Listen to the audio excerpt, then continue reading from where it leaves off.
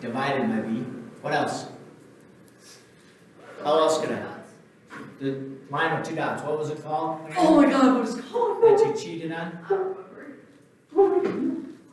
Oh, there goes the extra credit. No way. I'll figure it out by that. What else? What's it called? How else can I do it? If we go old school, we'd do what? Yeah, What's it called? Okay, slash, right? What else? If we go old school, we'd say what? Oh, the little house thing. Yeah, the little house thing. You like that square thing? It's kind of a square root thing, but it doesn't, have the little end. All right. So remember, basically, when we say that we're going to divide integers, what's another way of saying this? dividing. What have we said from the beginning that you should do with every single problem now?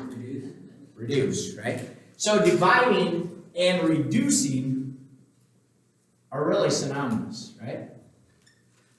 When somebody says to reduce, you're really trying to divide it, or at least reduce it all the way.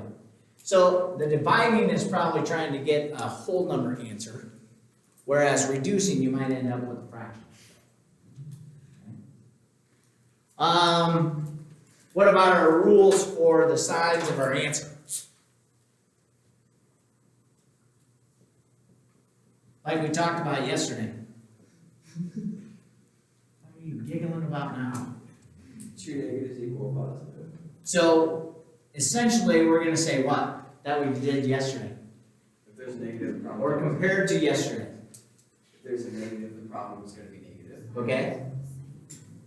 So essentially, though, the rules for the signs of our answers are exactly the same as what we did yesterday, right? So, what'd you say, Ken? If the signs are the same, my answer is what again? The same. Positive, right? If the signs are the same, it's positive. If the signs are different, what are we saying? It's always negative. And it's always negative. So exactly like what we did yesterday. So when we're talking about the second one, it doesn't matter if the negative's on the top, on the bottom. All right? Here's another thing that we got to really start taking into consideration. Obliquus. That's what it's called. The what? The obliquus. The obliquus? Yeah, that's what it's called. Okay. What's it called? I know what it's Still gets called. his extra credit. How about this? If I told you that I had negative 8 divided by 2, everybody agree? That can be written? Yeah. Okay. And then I wrote it as this. And then I wrote it as this. Still the same answer. Yeah. Still the same answer. You're still going to get -4. So what I'm trying to get at here, all of these are equal to each other. So you can honestly write this problem right here, putting that negative wherever you want it. But when we write this one right here, one negative out in front makes the whole thing negative. So then, So It's in- this negative right here means that my answer is going to be negative. It doesn't really mean that the 8 and the 2 are negative. It just means the whole problem is negative. Because if we had this, would we get the same answer as the top 3? no. No, because 2 negatives make it what? Positive. Positive. All right? So the first 3 are all the same, and we would get -4. So if the book or on the quiz or whatever happens, we switch it a little bit, it's still going to give us the same answer. And that's really, really important that you realize. Okay? How about the variable part, what we talked about with multiplication? Can I put a variable wherever I want it in division? No. Yeah. No. Yeah. Is this problem right here,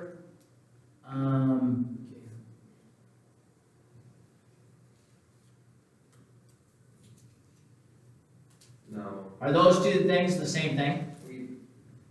Yeah. Yes, You don't yes, know what it's to just say. it's backwards. It's No. written No. differently, but it's the same. Okay, so let's, somebody make up a K. Eight. besides 8? 4. 4. 11. If I said 8 divided by 4, is that equal to 4 divided by 8? No. No. So can I just put a variable in the denominator and have it the same thing as the numerator? Heck no, okay? So here's another question. So these are not equal. We put a slash through these, right? What? I think that. The last thing that we want to say is this. Is this, and then we're going to fill in this blank with something the same as this.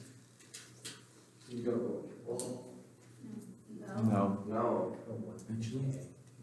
But if you don't have a number, then k becomes 1, so technically it's 1 over 8. It's the same.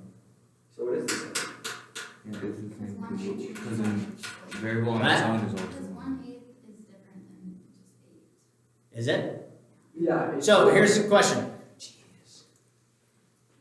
Anybody say that absolutely those are the same thing? No, it's got to go. Anybody absolutely say, heck no, they're definitely not the same? Put your hand up, because you're one of them. Hold on. I actually think they are the same. They aren't the same. I'm the oddball. How many people really don't know? That's okay. I think they're the same. Of course you don't. Wait, no. What was the first one you said? They're different? They're the same. Absolutely the I think same. they're the same. Okay? No, Depends on they're- what? They're the same, they aren't the same. Well, They're not the same. Well, isn't, They're the same. yeah. But Okay. hold on. Okay, go ahead. What? So if there's no number next to k, doesn't k just become 1? Okay, great point. So then it'd be 1 over 8. But wait, But then there's why does it just throw out the K? It's They are one the K same, so over it'd be eight. 1k over 8. Okay, so it's different from what you said though the first time. Because you said if there's no number out there, doesn't it just become a 1? But the K's got to stay there, right? So really, we should write this, right? So, yes, they're different. So now are they the same? Different. No. Now Kenzie's totally switched overboard. You can put K, you can put it over 1 and then multiply it, and it's the same. So look, see how this 1/8 is still right here? And what does it mean when I have 1 in front of the K? It makes sense, okay. Multiplication, right? 1 times K. So isn't this over here basically saying 1/8 times K? Yeah. And so over here, it's 1/8 times K? So these two things right here, So now it's- now it kind of looks a little awkward. But this is the exact same thing as this. And I don't even need the dot, right? Because 1/8 K and 1/8 dot K are the same thing. These two are the same thing. I knew it. But that's a really, really important concept that you gotta start, really, really important concept that you gotta start thinking about and recognizing. Okay? And then we could have a negative in there too. What if the 8 was on top and the K was on the bottom? Okay, great point. So, is that, well, I can't even write it though that way, over here. So this and that We're different. are totally different, right? Totally. Because Yeah. Okay, so what we're getting at, but this brings up a good point too. If the variable's on the bottom, we really don't want to do division with it. Because we can turn division into weird things if I have something on the bottom, and we'll prove this to you in just a second. Somebody have a calculator with them? Yeah, no. Okay, take your phone out, get to the calculator. And everybody pick a number. Don't tell me your number, Like any number. any number, okay? And punch in this, 0 divided by your number. Whatever your number is. I don't care what it is. Yeah. It's what? Zero every time. Okay. Air. So, 0 divided by some number is 0. Now switch it around. Put your number divided by 0. It just says error. Yeah. What would it be then? Okay? Did everybody do that? Yeah. Says error, right? Yeah. So, this is huge. Big old star. This right here. When the number is on the bottom, we get 0. Every time? Every time. When 0's on the bottom, doesn't matter what number's on the top, doesn't matter if this is a number or a variable. It's still 0. No, what'd you tell me it was? Error. It's an error. So this is a circle with a slash through it. Oh. Ever seen that before? Yeah, we did that. What do you call this? Oh, yeah. Extra credit. You call this no solution. So anytime that you see error on your calculator, it means that. No solution. No solution. Put a circle with a slash through it. Can't be done. So that's why this right here is important to notice. Whenever I have a variable on the bottom, we can do the problem as long as what? K isn't what? On the bottom. No, K isn't what? On the top. I can do this problem right here as long as K isn't what number? 0. Zero. Zero, yeah. Okay? So that's really, really important. We don't care what it is in this problem right over here, though, right? That makes sense to everybody? So, a couple more examples and then you can do your assignment. Does that make sense, though? Those are really, really big concepts that you gotta start grasping. Okay? So again, we can write this a couple different ways. Negative 28 divided by negative 4. What do we get? -7. Negative. 7. Positive 7, right? Two negatives make positive. Mine messed me up. Okay? 96 divided by 8. 12. Positive 12. Positive 12. 30 over negative 6. -5. Negative 5. Right? Okay? So again, like what we did the other day, we can't really have multiple problems in division. Right? So we can have, but remember, we can have the negative wherever we want it. What happens if I do this? So again, can I do this problem right here Yes. Yeah. as it's written? No. No. No. But that's My its answer. answer would be the problem, Yeah. right? 6xy. So what does 6x mean? Six. Times. Okay? 6 times x 6 times x divided by y. divided by y. So in this case right here, this is my expression again. If they told us what x and y were, Then we can do it. so if x is equal to negative 4 and y is equal to negative 8, now I can solve it, right? But what do I have to be careful of? Negatives. So, rewrite the problem. 6 times, you told me, negative 4, divided by Oh, negative 8. So now I gotta do what? PEMDAS, right? I gotta go in the order of operations. Remember the order of operations. These both have the same power, right? Multiplication and division have the same power. But what do I have to do first? I gotta work left to right, like read. So 6 times negative 4? Negative 24. Negative 24 divided by negative 8. 3. 3. Positive 3. So again, you got a couple things that you could do, right? When you're going through the problem and you have positives and negatives, even in multiplication and division on the same problem, you could count all the negatives up at the beginning. And we said yesterday, if there's a More negatives than positives. It's It's just. okay, so Even if there's number. an even number of negatives, it's positive. If there's an odd number of negatives, it's negative. Okay? Any questions there? Any questions on the other stuff? So the last thing that they want you to talk about in this section is average. What's the average? It's when you take all numbers up and divide by how many numbers there are. Perfect. And what else do we call this? Median. The what? Is it median? median. The mean. The mean, right? So the last thing we want to talk about is the average. But the average can also be called the mean. And we call it the mean if we're talking about the measures of central tendency. Okay, remember when we introduced the range? We said the range could be one of those measures of central tendency. Well, this is one of the main ones. Okay? So, again, this is usually done to a set. So again, remember when I have a set of numbers, they're going to be in the curly Q parentheses. But it could be anything, right? The number of, we take the average of the number of free throws made in a season by our team, right? We could take the number of strikeouts that we pitched, right, as a team. We could do the Nationals. average of our last quiz in here, right? How many we got right, okay? So again, what did you say the average was? What did we have to do? Gotta Add them add up all all and then divide by numbers. how many there are. So the sum of all the numbers And then divide by how many. divided by the number, or the total number of numbers in the set. Exactly right. So again, this one, you might actually end up with a decimal. Okay? I know we've talked about a little bit that you really shouldn't use a whole lot of decimals anymore, but this would be one time that you could.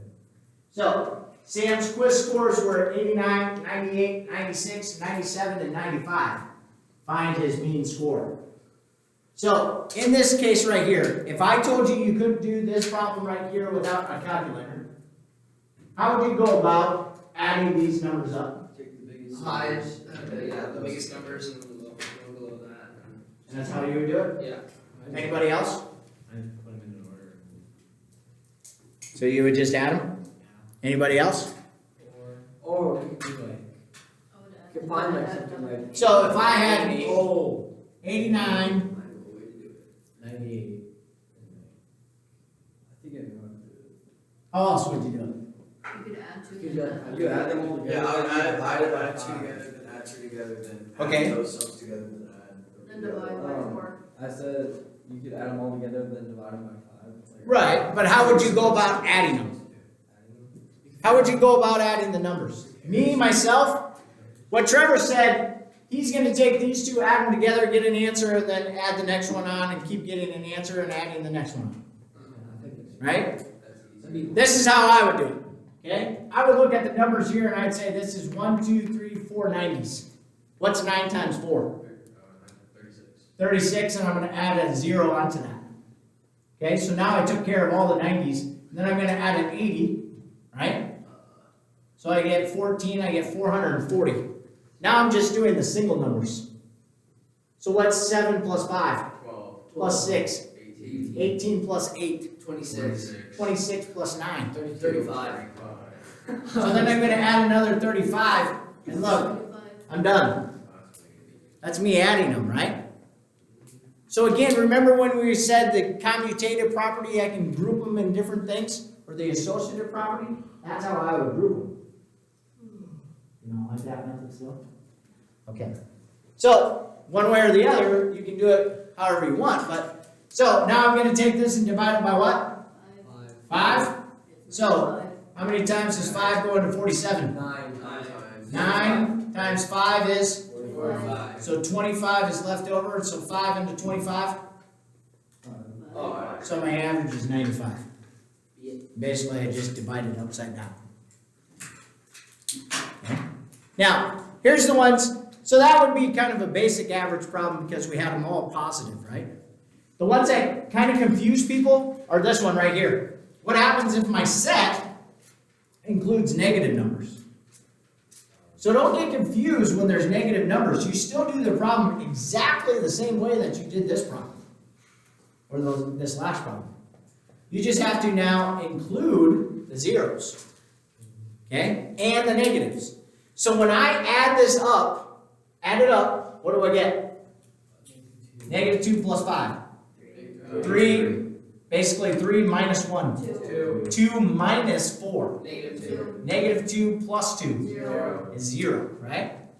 Do I even care how many numbers there were in the set? No. 8. It's still going to be 0, right? Now, what would happen though, or sorry, how many numbers are in this set? 2. 8. 1, 2, 3, 4, 5, 6, 7, right? It is kind of a trick question. You have to make sure if you would do this problem and there was a number on top where we didn't get 0, when you are counting the number of numbers in this total set, you have to count zeros I do. as a number. Okay? Because it is a number. It just doesn't do anything to the problem. So this would have been 0 divided by 7. Because there are 2 zeros and you have to include it. Does that make sense what I'm saying there? Okay? Questions? A lot of interesting things you gotta kind of think about in this section, even though it's just real simple to divide integers.